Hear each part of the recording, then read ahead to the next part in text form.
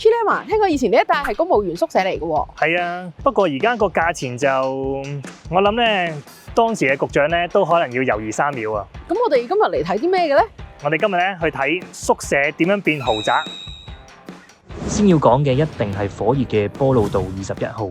過去咧呢一度係政府高級公務員嘅宿舍，承載住殖民地時期官員嘅生活記憶。今日佢已經蛻變為一個低調而且奢華嘅豪宅地標。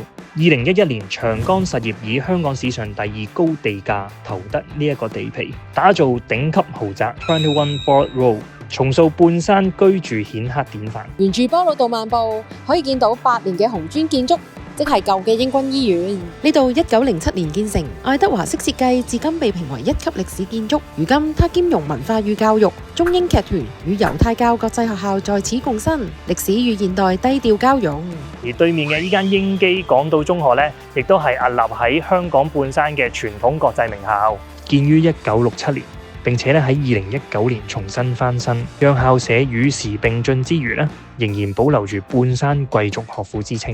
轉個彎，呢度就係寶雲道同波老道嘅交界處。寶雲道健身徑有好多名人同明星都會喺呢條綠蔭中跑步同散步，彷彿喺都市與自然間揾到平衡。想知中半山其他街道嘅歷史同埋有趣事，就記得繼續收看啦。